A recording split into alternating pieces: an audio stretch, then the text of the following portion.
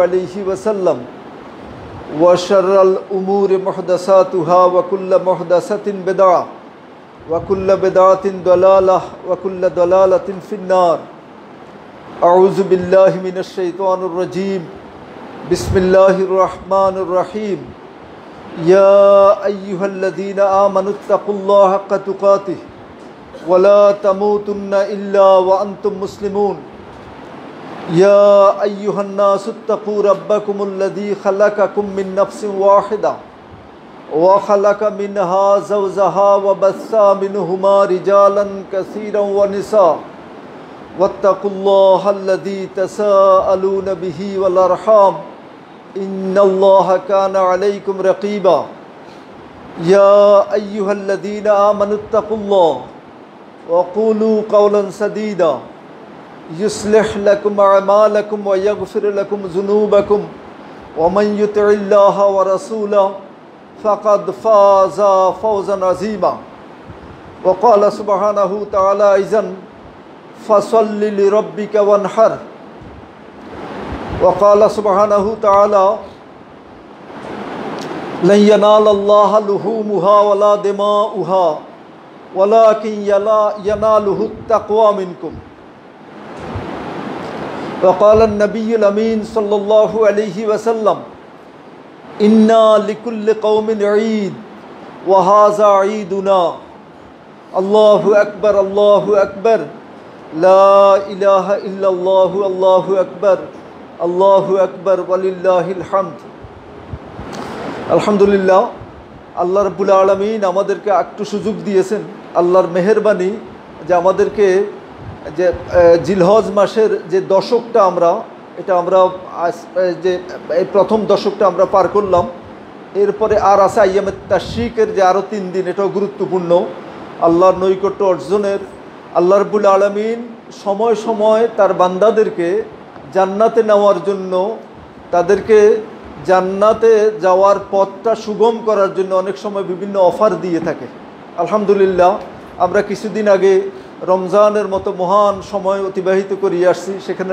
লাইলাতুল কদর ছিল শেষ দশক ছিল এখন আল্লাহ রাব্বুল আলামিন আরবি আপনারা জানেন যে আরবি ক্যালেন্ডারের এটা শেষ মাস জিলহজ মাস এই জিলহজ মাসের প্রথম দশকটা এতটা গুরুত্বপূর্ণ দেখবেন যে ইবনে হাজার আসকালানী রাহিমাহুল্লাহ উনি বলছেন যে এটা রমজানের শেষ দশকের চাইতে আরও বেশি গুরুত্বপূর্ণ উনি সেখানে কোরআন সুন্নাহর রেফারেন্স দিয়ে বলছেন যে রমজানের শেষ দশক অনেক গুরুত্বপূর্ণ কিন্তু সেখানে হজের মতো মহান ইবাদত নেই এটা এমন এই দশকে সালাত সিয়াম হজ কুরবানি সহ অনেক গুরুত্বপূর্ণ ইবাদতের সমারোহ ঘটে তাতে আল্লাহ রাব্বুল আলামিন আমাদেরকে যাদেরকে তৌফিক দিয়েছেন আমাদের অনেক ভাইরা 9 দিনে রোজার মাধ্যমে এটা উদযাপন করছেন তওবা ইস্তিগফার করছেন জিকির আজকার করছেন এরপরে হলো দান সাদাকা এরপরে আমাদের যে সমস্ত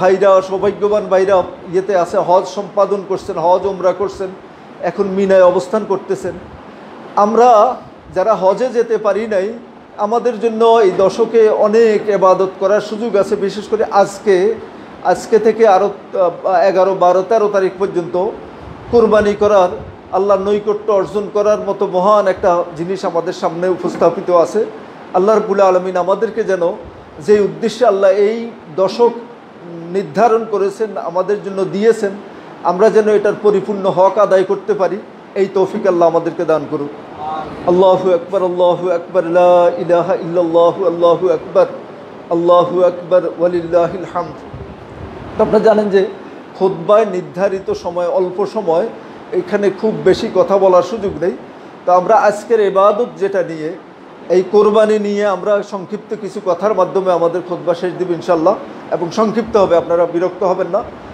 আমরা যতক্ষণ সম্ভব হয় একটু মনোসংযোগটা এখানে রাখলে হয়তো আমি চেষ্টা করব যে কিছু জিনিস দেওয়ার যেটা আপনাদের উপকার হবে আমার উপকার হবে আল্লাহ রাব্বুল আলামিন আমাদেরকে তৌফিক দান করুন আপনারা জানেন যে এই যে কোরবানির যে ব্যাপারটা এটা আপনারা জানেন যে ইব্রাহিম আলাইহিস সালামের ঘটনার সাথে জড়িত আমি ওই দিকে কথা বলবো না কুরবানি সম্পাদনের যে প্রক্রিয়াটা আমাদের রাসূল সাল্লাল্লাহু আলাইহি সাল্লাম থেকে হাদিস শরীফে যেভাবে এটা বিবৃত হয়েছে, এটা নিয়ে আমি আপনাদের কিছু দৃষ্টি আকর্ষণ করব এবং আপনারা চেষ্টা করবেন যে ওইভাবে আপনাদের পশু কোরবানির মাধ্যমে আল্লাহর নৈকট্য অর্জন করার চেষ্টা করবেন।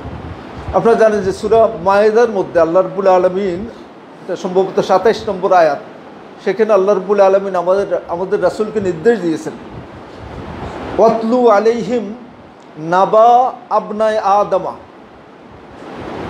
আল্লাহ রাব্বুল আলামিন আল্লাহ রাসূলকে বললেন যে আপনি আপনার উম্মতের কাছে, আমার বান্দাদের কাছে আদমের ২ সন্তানের যে ঘটনা, এটা যথাযথভাবে বর্ণনা করেন।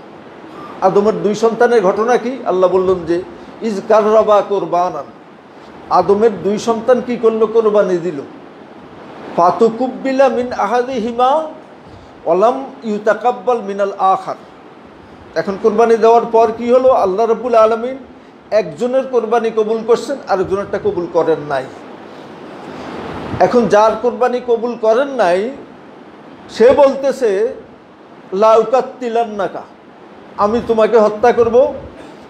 এরপরে এখন যার কোরবানি কবুল হয়েছে তিনি জবাব দিচ্ছেন, ক্বালা ইন্নাল্লাহা ইয়াতাকাব্বালু মিনাল মুত্তাকিন। ভাই, আমারে হত্যা করে তো লাভ নেই। আল্লাহ রাব্বুল আলামিন কোরবানি কবুল করে কাদের কাছ থেকে? মুত্তাকিদের কাছ থেকে। মানে সবার কাছ থেকে আল্লাহ কোরবানি কবুল করে না। সেখানে আল্লাহ বলছে ইন্নামা ইয়াতাকাব্বালু, একমাত্র আল্লাহ কবুল করে যাদের মধ্যে তাকওয়া আছে। এখন আমরা নিশ্চয়ই এত পয়সা খরচ করি, করলাম আল্লাহর নৈকট্যের জন্য, তাকওয়া অর্জনের জন্যই আমরা এই কোরবানি দিচ্ছি। তো সেখানে দেখবেন যে আদমের যে 2 সন্তানের কথা বলা হয়েছে, বড় সন্তানের কোরবানি কবুল করা হয় নাই। যদিও আমাদের হাবিল কাবিল বলা হয়, কোরআন সুন্নাহয় হাবিল কাবিল এরকম বলা হয় নাই। সেখানে বলা হয়েছে যে 2 সন্তান, বড় সন্তান, ছোট সন্তান। তো বড় সন্তানের ব্যাপারে আমরা এখানে আমাদের যে নাম দেওয়া হয়েছে এটাকে বলা হয়েছে কাবিল, আর ছোট সন্তানকে বলা হয়েছে হাবিল। সিস্টেম ছিল এরকম, সেখানে ওই শরীয়তে, আদম আলাইহিস সালামের শরীয়তে এমন ছিল যে এক মায়ের পেটের বাচ্চা যখন 2 জন একসাথে হইতো, যমজ, একটা ছেলে একটা মেয়ে হতো, এই 2 জন ছিল সহোদর। পরে আবার যে 2 জন হতো, এই 2 জন সহোদর ছিল না। তাহলে ওই সহোদরের সাথে বিবাহ করা ওই শরীয়তে হারাম ছিল। আল্লাহ রাব্বুল আলামিন সেখানে সুযোগ দিয়েছেন, মানব ইতিহাসের প্রথম, আর কোনো বিকল্প নেই। তো আল্লাহ রাব্বুল আলামিন সুযোগটা ছিল যে আগের ছেলে পরের মেয়ে, এইভাবে বিবাহ সংগঠিত হতো। ইবনে কাসিরে ডিটেলস আসছে, আমরা এখানে এটা এত ডিটেলস বলবো না, আমি একটু জাস্ট ইশারা দিয়ে যাচ্ছি আর কি। তো পরে যখন হাবিল কাবিলের সুযোগ আসছে, কাবিলের সাথে যে তার সহদরা ছিল পরমা সুন্দরী, আর হাবিলের যে বোন ছিল তার সাথে যে জন্ম নিছে সে একটু তুলনামূলকভাবে কম সুন্দর ছিল। এটা ছিল ফ্যাক্ট। এই ফ্যাক্টের কারণে ওই যে কাবিল বলল, বেঁকে বসলো যে আমি ইয়েকে বিয়ে করব, তার সহদরাকে, যেটা শরীয়তে নিষিদ্ধ। আদম আলাইহিস সালাম ওনার শরীয়ত সম্পর্কে উনি এক্সপার্ট, উনি বলে এটা হয় না। এরপরে ছেলে বেঁকে গো ধরে বসে আছে। পরে আদম আলাইহিস সালাম বললো যে ঠিক আছে, তাহলে আল্লাহর কাছ থেকে আমরা ফয়সালা নেব। তো ফয়সালা কি? কোরবানি দিবা, যার কোরবানি কবুল হবে তো তার সাথে বিবাহ হবে। এরপরে যথাবিহিতভাবে আপনারা জানেন যে হাবিল ছিল পশুপালনকারী, দুম্বা, মেষ, এরপরে ছাগল, এগুলো পালন করত। আর হলো কাবিল ছিল কৃষিকাজ করত। তো কাবিল তার কৃষিকাজের যে গমের কিছু শীষ সহ কিছু গম সে করছে, যে কোরবানির জন্য এখানে উপস্থাপন করছে। আর হলো যে হাবিল করছে তার পশু থেকে মোটা তাজা একটা দুম্বা করছে। আল্লাহ রাব্বুল আলামিন কি করলো? ওখানে সিস্টেম ছিল, তখনকার সিস্টেম, যে কোরবানি কবুল হওয়ার, যে যার কোরবানি কবুল হতো এটা আসমান থেকে আগুন এসে ওটা পুড়িয়ে দিত, ভস্ম করে দিত। তো ভস্ম করে দেওয়া মানে হলো যে তার কোরবানি কবুল হয়েছে। তো হাবিলেরটা এরকম, তার পশুটাকে ভস্ম করে দেওয়া হয়েছে। কাবিলের যেই তার গমের যে সমস্ত শস্য দানা রেখে দিছে ওটা ওইভাবে ছিল, তার মানে তারটা কবুল হয় নাই। তো পরে আপনারা জানেন যে এই ঘটনার প্রেক্ষিতে অনেক হয়েছে, যে সেখানে কাবিল উত্তেজিত হয়ে তার ভাইকে শেষে হত্যাই করছে। হাবিল সেখানে বলল যে তুমি আমাকে যদি হত্যা করো তারপরও আমি তোমার দিকে আমার হাত বাড়াবো না। আল্লাহ রাব্বুল আলামিন এগুলো বর্ণনা করছেন, আমি চাই না যে তোমার পাপ নিয়ে আমি দুনিয়া থেকে বিদায় হব। তুমি যদি আমাকে হত্যা করো তো তোমার পাপ আমার পাপ সহ তুমি জাহান্নামে যাবা। আপনারা জানেন যে ওসমান রাদিয়াল্লাহু আনহুকে যখন বাগীরা অবরুদ্ধ করে রাখছিল, তখন আলী রাদিয়াল্লাহু আনহু সহ অন্যান্য সাহাবা কেরাম আজমাইন ওনারা বললেন যে আপনি অনুমতি দেন, এদেরকে নিশ্চিহ্ন করে দিয়ে, বাগীরা আপনাকে অবরুদ্ধ করে রাখছে। আপনারা জানেন যে প্রায় 1 মাসের মতো অবরুদ্ধ করে রাখছে। তো আমার ওসমান রাদিয়াল্লাহু আনহু বললেন যে আল্লাহ রাসূল সাল্লাল্লাহু আলাইহি ওয়াসাল্লাম আমাকে বলছেন কুন কা খায়রি ইবনে আদম, এই অবস্থায় যদি কেউ যদি তোমাকে হত্যা করতেও আসে, তোমার ঘরেও যদি আসে, এটা আবু যার গিফারি রাদিয়াল্লাহু বর্ণিত হাদিস আবু দাউদে আছে, যে তোমার ঘরে আসলো তুমি কি করবা, তুমি তোমার করবা না, তার উপর তুমি হাত উঠাবা না। তো উনি বললো যে আমি আদমের ভালো ছেলের মতো হব, মানে আমার হাত আমি বাঘীদের উপর উঠাবো না। বাঘীরা যদি আমাকে হত্যা করতে চায় করুক, কিন্তু আমি আমার হাতকে রক্তরঞ্জিত করব না। তো এটা থেকে আপনি দেখবেন যে আর ওই যে কাবিলের যে ঘটনা আপনারা দেখবেন সূরা মায়দা পড়লে দেখবেন, সেখানে এরপরে কাবিলের পর থেকে যত হত্যাকাণ্ড সংগঠিত হচ্ছে, হত্যাকাণ্ডের একটা পোর্শন, একটা পাপের অংশ তার আমলনামা যায়, মানে সে এটার ফায়োনিয়ার, এটা শুরু করার কারণে এই দায় তার। এই কারণে আমাদের এই যে শিক্ষা যেটা, এটা থেকে আমরা যে কোরবানি দেব, কোরবানিটা শুধুমাত্র আল্লাহ সন্তুষ্টির জন্য, এবং আমরা চেষ্টা করব যে সমস্ত মানুষ হিসেবে আমাদের অনেক রকম অপকর্মের সাথে আমরা জড়িত, অনেক পাপের সাথে জড়িত, শরীয়ত বিরোধী অনেক অ্যাক্টিভিটিজের সাথে আমরা আছি। এখন বারবার এই কোরবানি আসতেছে, এই কোরবানি আসার মানে হলো যে আপনাকে ওয়ার্নিং দিচ্ছে যে এগুলো ছেড়ে দাও, এগুলা ত্যাগ করে আল্লাহ সন্তুষ্টির জন্য, আল্লাহ যেভাবে সন্তুষ্ট ওইভাবে তোমরা করো। সেই ক্ষেত্রে আসি যদি নিজের জীবনটাও যায়, ওই আবু যার গিফারি রাদিয়াল্লাহু তাআলা আনহু দীর্ঘ হাদিসে সেখানে তিনি বলছেন যে আল্লাহ রাসূলকে বলছেন, যদি আমার ঘরে আসি কেউ আমাকে হত্যা করতে ঢুকে আমি কি করব? আল্লাহ এবং আল্লাহ রাসূল যেটা পছন্দ করে আমি তখনও সেটাই করবো। ইয়া রাসূলুল্লাহ, আপনি আমাকে বলেন আমার তখন কি করণীয়? আল্লাহ রাসূল সাল্লাল্লাহু আলাইহি ওয়াসাল্লাম বলছে, তুমি হাত বাড়াবা না, তুমি তোমার হাত গুটাই রাখবা। কোনো মুসলিম যদি তোমাকে হত্যা করতে আসে তখনও তুমি তোমার হাত গুটাই রাখবা। তো সাহাবা কেরাম আজমাইন খুঁজ দিয়েছিল যে আল্লাহ এবং তার রাসূল কিসে সন্তুষ্ট। আল্লাহ যেটা সন্তুষ্ট সেটা করার জন্য যদি জীবনও যায়, সাহাবা কেরাম আজমাইন এটার জন্য নিজেরা জীবন দিছে। ওসমান রাদিয়াল্লাহু তাআলা আনহু এটার প্রকৃষ্ট নজির স্থাপন করছে। ওনার ক্ষমতা ছিল, নির্দেশ দিলে নিশ্চিহ্ন হয়ে যেত, কিন্তু উনি আল্লাহ রাসূল সাল্লাল্লাহু আলাইহি ওয়াসাল্লামের হাদিসের উপর আমল করছেন। ভাইরা আমার, আমরাও সমাজে যে অনেক ফিতনা ফাসাদ আছে, অনেক রকম দিন কায়েমের নামে অনেক রকম ঝামেলা আছে, আমরা চেষ্টা করব যে সালফে সালিহিন থেকে, বিশেষ করে খোলাফায়ে রাশিদিন থেকে, সাহাবা কেরাম আজমাইন থেকে আমরা শিক্ষা নেব, তখন ফিতনা কমে যাবে ইনশাআল্লাহ। আর কোরবানির যে ব্যাপারটা আসছে সেখানে হলো যে আপনি শরীয়তের সমস্ত দিকগুলা মানলে, যেমন হাবিল যে শরীয়তের কোনো জিনিস সে লঙ্ঘন করে নাই, তার জন্য যেখানে শরীয়ত তাকে যেভাবে ডিকটেট করছে, নির্দেশনা দিছে, ওইভাবে মানছে, এই কারণে আল্লাহ রাব্বুল আলামিন তার কোরবানি কবুল করছেন। আবার কাবিল সেখানে শরীয়তের নির্দেশ পদে পদে লঙ্ঘন করছে।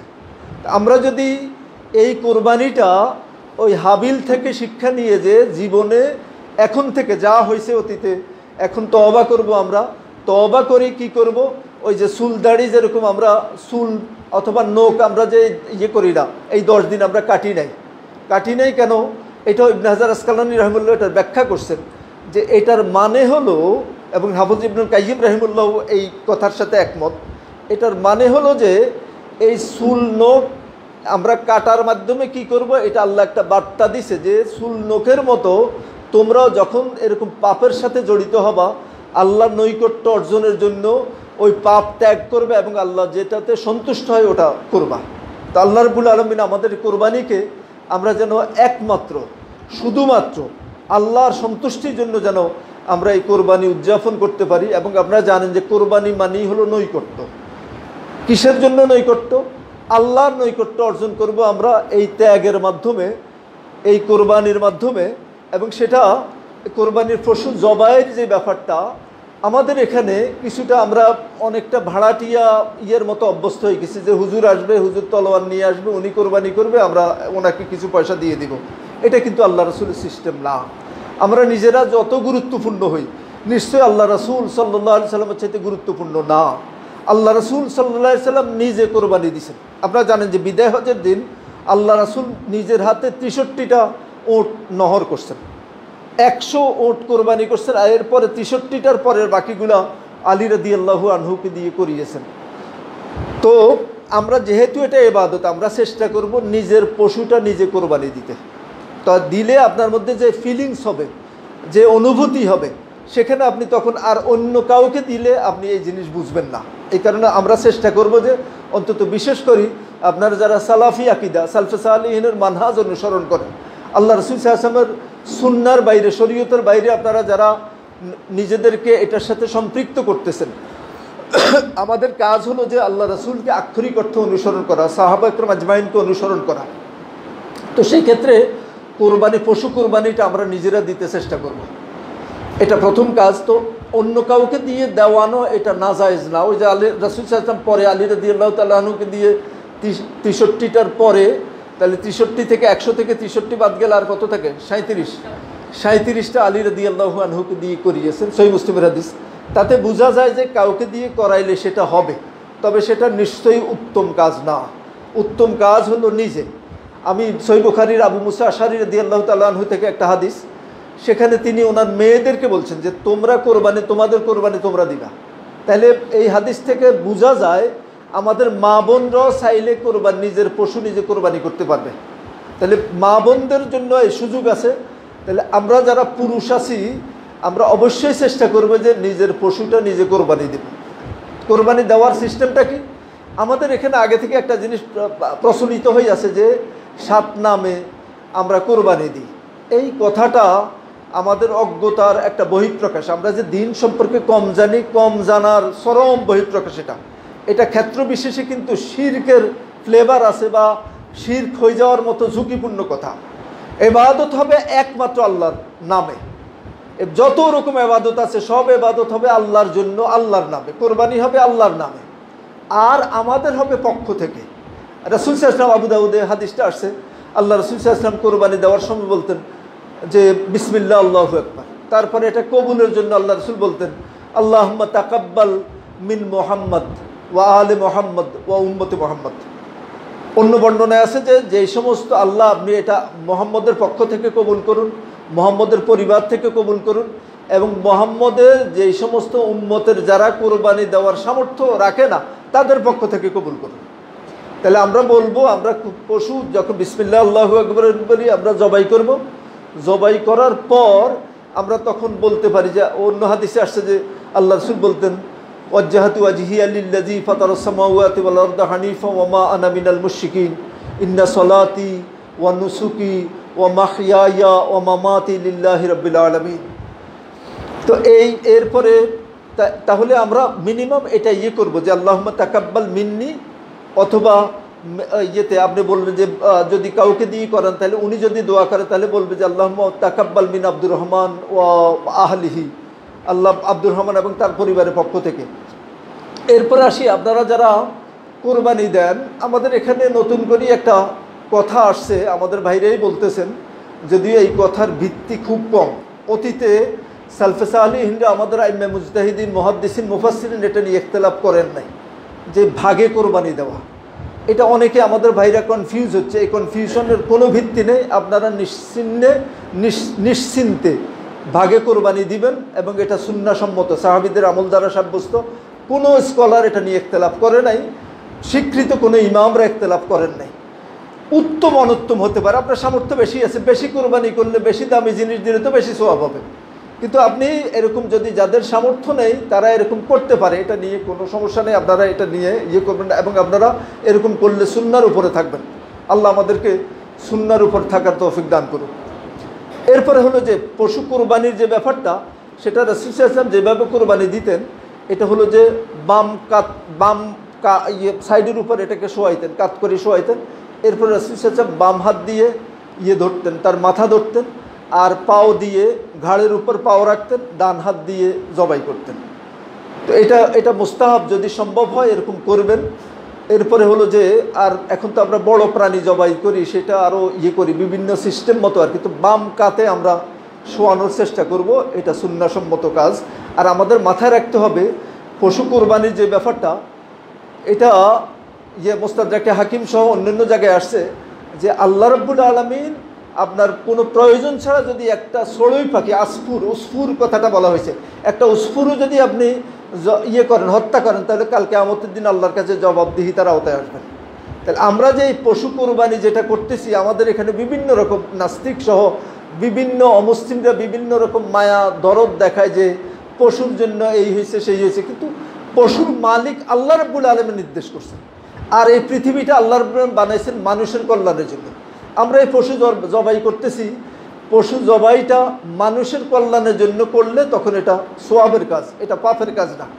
আমরা এই পশু জবাইয়ের সময় আমাদের খেয়াল করতে হবে। সেই মুসলিমে আসছে যে আল্লাহ রাব্বুল আলামিন বলছেন, আল্লাহ রসুল বলছেন যে আল্লাহ রাব্বুল আলামিন সব কাজের মধ্যে এহসান, দয়া প্রদর্শন করা, এটা আল্লাহ লিখে দিছে।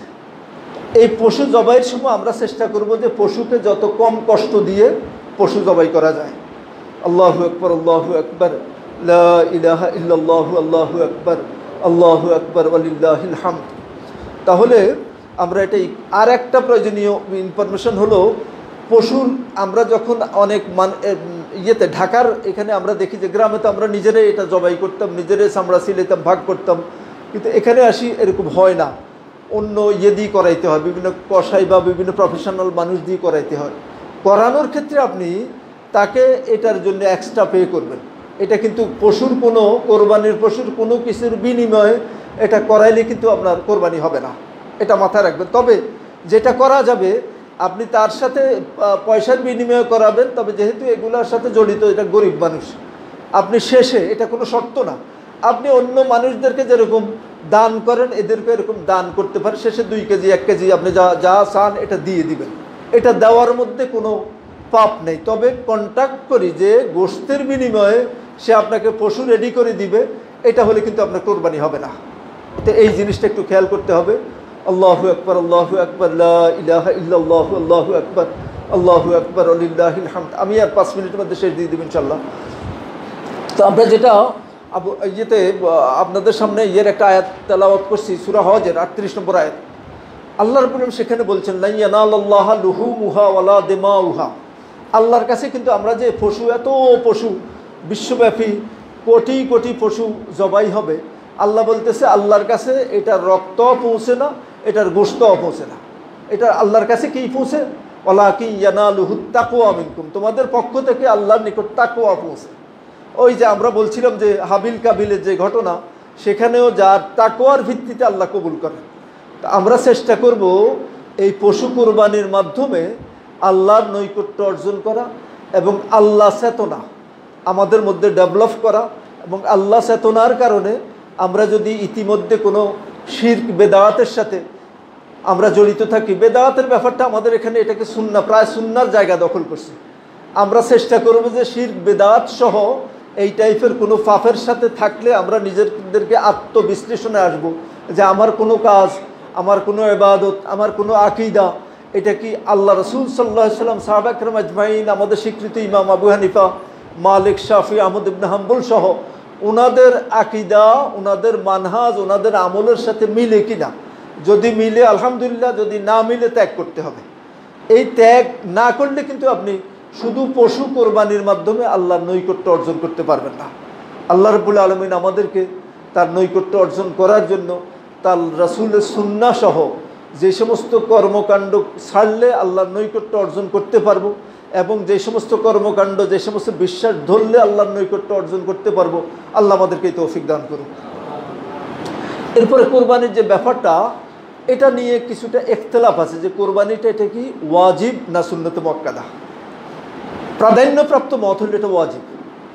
সুন্নতে মুআক্কাদা যারা বলছেন তারাও করছেন যে এটা স্বীকার করছেন যে সামর্থ্য থাকার পর যদি কেউ কোরবানি না দেয় তাহলে এটা মাকরুহ, এটার ব্যাপারে কোনো ইখতিলাফ নেই।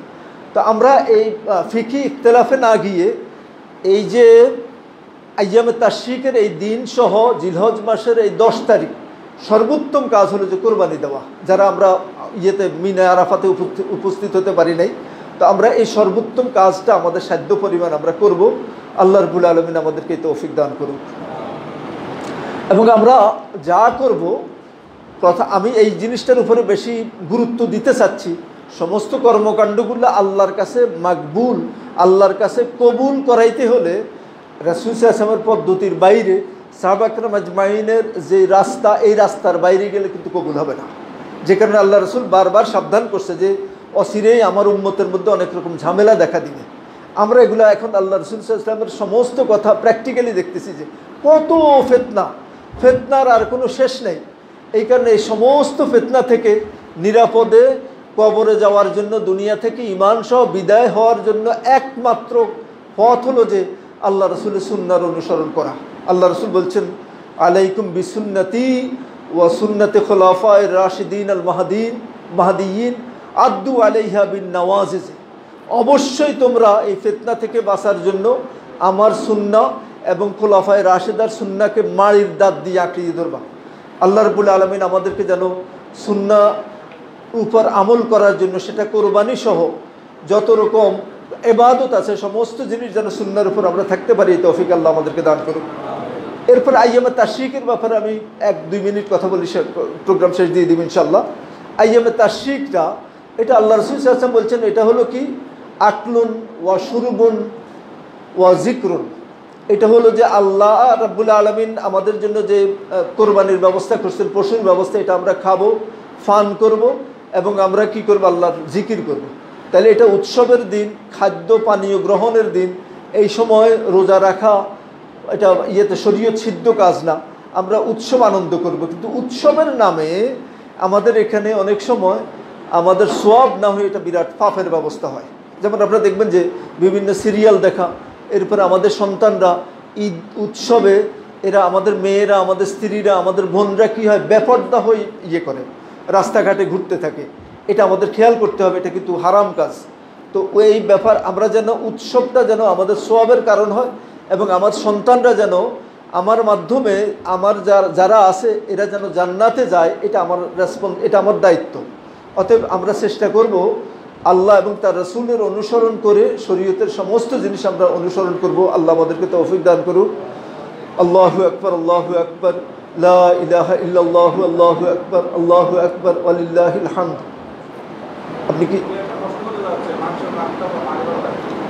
আচ্ছা, এইটা প্রশ্নটা তো আর এখানে খুতবার ইয়েতে শেষ হলে আপনি 1 মিনিট করে যাবেন, আপনার প্রশ্ন করে যাবেন। তো আল্লাহু আকবার, আল্লাহু আকবার, লা ইলাহা ইল্লাল্লাহু, আল্লাহু আকবার, ওয়ালিল্লাহিল হামদ। আল্লাহ রাব্বুল আলামিন আমাদেরকে, আমরা যে সুযোগ পেয়েছি এটা যেন পরিপূর্ণ ফায়দা নিতে পারি, তৌফিক আল্লাহ আমাদেরকে দান করুক। এটা আমাদের পশু কোরবানির মাধ্যমে আমাদের অতীতের যত পাপ তাপ আছে আমরা এটা থেকে তওবা করব এবং নতুন করি আমরা নতুন স্টার্ট করব। আল্লাহ রাব্বুল আলামিন আমাদেরকে এই তৌফিক দান করুক। এই মাসও বছরের শেষ মাস, আমরা মুহররম মাসে নতুন করে শুরু করব। আল্লাহ আমাদেরকে আল্লাহ এবং তার রাসূলের যে দিন, এটা শরীয়ত অনুযায়ী চলার তৌফিক দান করুক। আকুলু কাউলি হাযা আস্তাগফিরুল্লাহ লি ওয়া লাকুম ওয়া লিসাইরিল মুসলিমিনা মিন কুল্লি যাম। ইন্নাল্লাহা ওয়া মালাইকাতাহু ইউসাল্লুনা আলান নবী ইয়া আইয়ুহাল্লাযীনা আমানু সাল্লু আলাইহি ওয়া সাল্লিমু তাসলিমা। আল্লাহুম্মা সাল্লি আলা মুহাম্মদ ওয়া আলা আলি মুহাম্মদ কামা সাল্লাইতা আলা ইব্রাহিম ওয়া আলা আলি ইব্রাহিম ইন্নাকা হামিদুম মাজিদ। আল্লাহুম্মা বারিক আলা মুহাম্মদ ওয়া আলা আলি মুহাম্মদ কামা বারাকতা আলা ইব্রাহিম ওয়া আলা আলি ইব্রাহিম ইন্নাকা হামিদুম মাজিদ। ওয়ারদা আল্লাহুম্মা আনিস সাহাবাতিল আজমাইন খুসুসান খুলাফায়ে রাশিদ মিনহুম খুলাফায়ে রাশিদিনা আবু বকর ওয়া উমর ওয়া উসমান ওয়া আলী রাদিয়াল্লাহু আনহুম ওয়াল্লাযীনা ইত্তাবাউহুম বিইহসান ইলা ইয়াউমিদ্দিন। সুবহানাকা আল্লাহুম্মা বিহামদিকা আশহাদু আল্লা ইলাহা ইল্লা আনতা আস্তাগফিরুকা ওয়া আতুবু ইলাইক। আসসালামু আলাইকুম ওয়া রাহমাতুল্লাহি ওয়া বারাকাতুহু।